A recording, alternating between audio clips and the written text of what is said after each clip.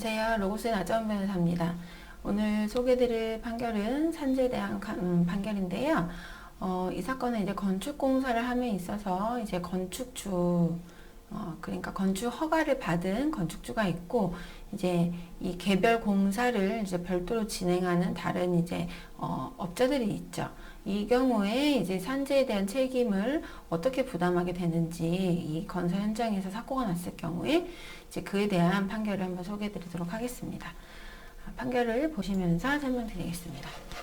이 B라는 사람이 이제 건축 그 현장에서, 주택 신축공사 현장에서 비계 철거 작업 중 추락해서 재해를 입었습니다. 비계라는 거는 이제 그 건물을 지을 때 이렇게 이 건물을 지으려면 그 내부를 이제 돌아다닐 수가 없잖아요. 아직 계단도 없고 하니까.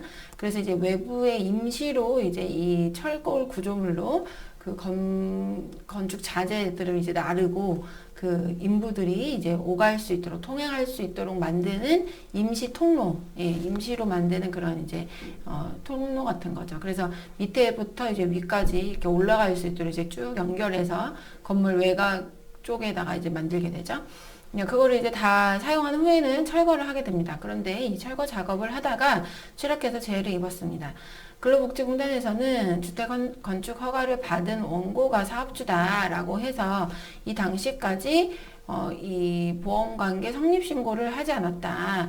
그래서 이 보험관계 가입 신고를 하지 않은 상태에서 재해가 발생하면 그 지급한 보험급여액에 대해서 이제 한 50% 정도까지 이제 징수를 하게 됩니다. 이 보험 가입자인 사업주에게 제때 보험료를 납입하지 않았기 때문에 약간의 이제 제재 조치로 보험료보다 오히려 이제 많은 금액의 보험급여가 지급될 수 있거든요. 그런데 이제 그것을 제재적 조치로 이제 그렇게 징수를 하는 그런 처분을 하게 됩니다.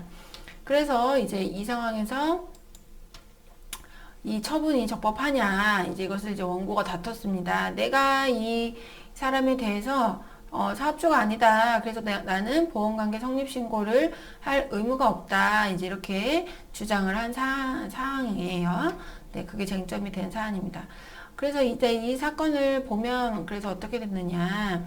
원고가 주택을 짓기 위해서 주택 신축 공사에 대한 도급 계약을 C라는 사람하고 체결을 했다.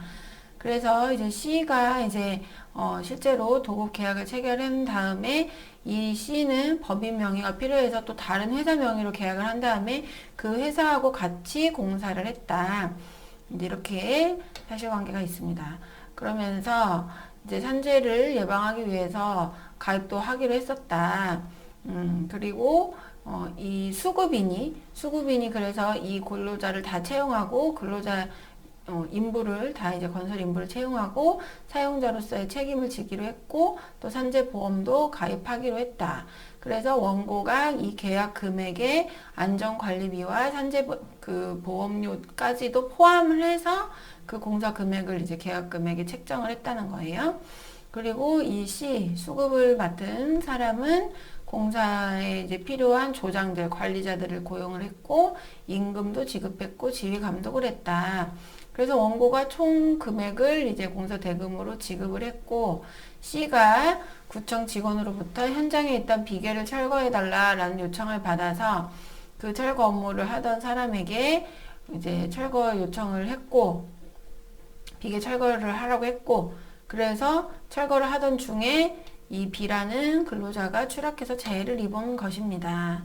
그래서 산재보험심사위원회에서는 이 비계 철거 공사가 주택 신축 공사와 동일한 목적물 완성을 위해서 이제 하나로 보아서 B에 대해서 이 원고가 요양을 이제 부담을 해야 된다. 이에 대한 보험료를 부담해야 된다. 이렇게 이제 판단을 했던 거예요. 그런데 이 내용을 보면 원고는 C와 이 사건 공사에 대한 도급 계약을 체결한 다음에 공사 대금을 지급한 것이고 사업주로서 산재보험 가입 의무는 누가 지어야 하느냐? 그러면 실제로 공사를 수행하는 C가 이 전체적인 그 공사에 대한 모든 책임을 지는 사람, 즉 사업주로서의 입장에 있다는 것입니다. 그렇기 때문에 이 C가 이 보험 가입 의무가 있는 것이지 원고가 이 사건 그 도급 계약에 따라서 뭔가 건설 공사에 대한 주택 신축 공사에 대한 보험 가입 의무가 있다고 보기 어렵다.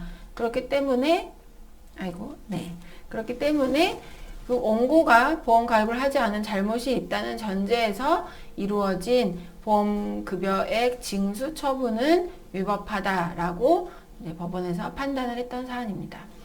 네, 그래서 이런 부분에 대해서 이제 약간 유념하실 부분이 있는데요.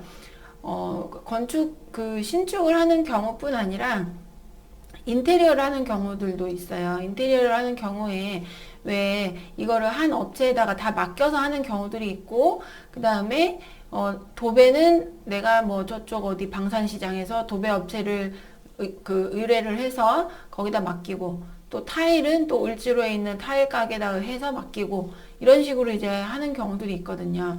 그런 경우에 산재보험을 따로 가입을 누가 합니까? 실제로 거의 하지 않아요. 이제 큰 건물의 리모델링 공사 같은 경우에는 이렇게 개별 공정으로 건물주가 개별 공정으로 의뢰를 하는 것이 아니고, 그리고 이제 집인 경우도 마찬가지예요. 뭐 일반 아파트인 경우에도 마찬가지인데, 이제 인테리어 업체한테 의뢰를 한 경우에는 그 인테리어 비용에 산재보험료가 포함이 되어 있거든요. 그런데 이렇게 뭐 도배 따로 타일 따로 이렇게 인테리어를 맡기는 경우에는 거기에 산재보험료도 들어가 있지 않죠. 그냥 도배 비용 얼마 몇백만 원, 타일 비용 얼마 몇백만 원 이런 식으로 돼 있죠. 그러면 산재보험 가입 안 한 거죠. 그러면은 그 일하러 오는 분들 거의 다 일용 노동자로 일하시는 부분이 대부분이잖아요. 그때 여기 가서도 일하고 저기 가서도 일하고. 그러면 내 집에 인테리어를 하다가 사고가 발생했다. 그러면 그에 대해서 책임을 누가 지는 상황이 될 수 있어요? 제가 지는 상황이 될 수가 있습니다. 늘 모든 경우에 딱 그렇다라고 단정하기는 좀 어렵지만, 이제 구체적인 근로관계가 예를 들어서 뭐 타일 업체라고 하더라도 그쪽에 소속된 분이 거기 아예 그냥 붙박이로 일하고 있는 분, 그런 분인 경우에는 좀 다를 수도 있어요. 그런데 일반적인 경우를 말씀드리자면, 이렇게 개별적인 인부를 불러다가 일을 맡기는 경우에는 내가 사업주가 되는 상황이 됩니다. 그러면 그 경우에 산재가 혹시 발생했다. 타일을 나르다가 뭐 타일을 떨어뜨려서 뭐 발을 다쳤다. 뭐 이런 이제 문제가 생길 수 있잖아요. 사고는 어디서든 생길 수 있기 때문에. 그런 경우에 내가 산재보험을 이제 가입하지 않았기 때문에 산재를 이제 승인을 받게 되면 내가 사업주로서의 책임을 지는 경우가 생길 수 있다는 점을 오늘 좀 이 사건을 통해서 말씀드리고 싶었습니다. 그 사실 이제 일반적인 분들은 내가 무슨 사업주가 돼, 내가 고용한 것도 아닌데 이렇게 생각하실 수 있는데, 실제로 그런 사안이 생길 수 있다는 점을 오늘은 좀 오히려 이 부분이 사실은 더 중요하다고 생각이 들어요. 이 사건의 결론보다는. 오늘 말씀드린 내용이 좀 참고가 되셨으면 좋겠습니다. 감사합니다.